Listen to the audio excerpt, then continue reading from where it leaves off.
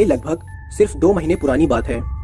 दिल्ली में पहले लॉकडाउन के बाद गवर्नमेंट ने रूल्स थोड़े रिलैक्स किए थे और अगर आपको किसी और स्टेट में जाना था तो आप जा सकते हो, बस केवल आपके पास कोविड-19 की नेगेटिव रिपोर्ट हाल की ही होनी चाहिए।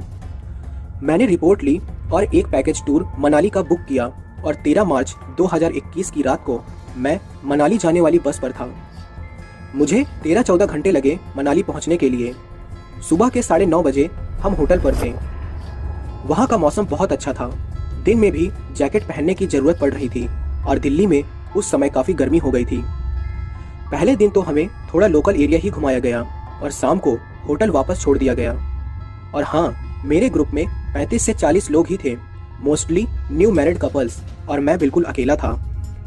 फिर अगले दिन यानी 15 मार्च को टूर ऑपरेटर हमें सुबह सोलैंग वैली, फिर उसके बाद अटल बिहारी वाजपेयी टनल घुमाने लेकर गए। वहाँ हमारा सारा दिन ही लग गया था घूमते घूमते, क्योंकि वहाँ काफ़ी स्नोफॉल थी। वापस होटल जाते वक्त मैं मॉल रोड पर ही उतर गया, क्योंकि मुझे अभी होटल नहीं जाना था।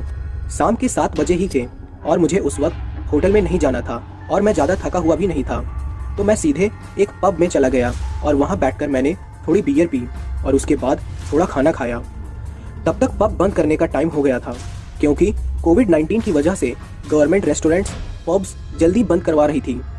फिर पब से निकलकर मैंने अपना मोबाइल फ़ोन निकाला और टैक्सी बुलाने के लिए नंबर मिलाया, लेकिन नंबर मिला ही नहीं, क्योंकि मेरे फ़ोन का नेटवर्क नहीं आ रहा था। मैंने काफ़ी ट्राई किया, फ़ोन ऑफ और फिर ऑन किया, लेकिन कोई फ़ायदा नहीं हुआ, क्योंकि नेटवर्क आ ही नहीं रहा था। मैं सोचने लगा कि अभी थोड़ी देर पहले ही तो यहाँ से मैंने अपने दोस्तों को दिल्ली में और चंडीगढ़ में कॉल किया था, तब तो नेटवर्क का कोई इशू नहीं था, अब ऐसा क्यों हो रहा है।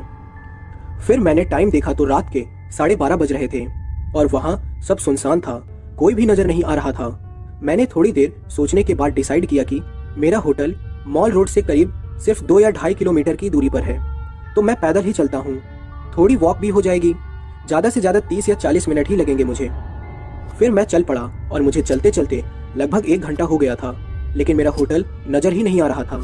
चलते चलते मैं रुका और सोचने लगा कि क्या करूँ, ये मेरा होटल कहाँ गायब हो गया है। इधर उधर देखा तो कोई भी नज़र नहीं आ रहा था। मैंने सोचा कि शायद मैं ज़्यादा आगे आ गया हूँ और मैं वापस चल पड़ा।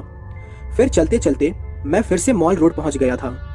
मैं सोचने लगा, ये मेरे साथ क्या हो रहा है आज। रास्ते में मेरा होटल जो काफ़ी बड़ा था और मेन रोड पर था, वो मुझे क्यों नहीं दिख रहा था। अब मैं थोड़ा घबराने लगा था, लेकिन मॉल रोड पर खड़े रहने का भी कोई फ़ायदा नहीं था। तो आखिरकार मैंने फिर से होटल की तरफ चलने लगा और प्रेयर करने लगा कि हे भगवान मेरी मदद करो, क्योंकि मुझे अब कुछ भी समझ में नहीं आ रहा था कि मेरे साथ ये क्या हो रहा है। तभी मुझे एक वहाँ का लोकल आदमी नज़र आया। मैंने उस आदमी से मदद मांगी।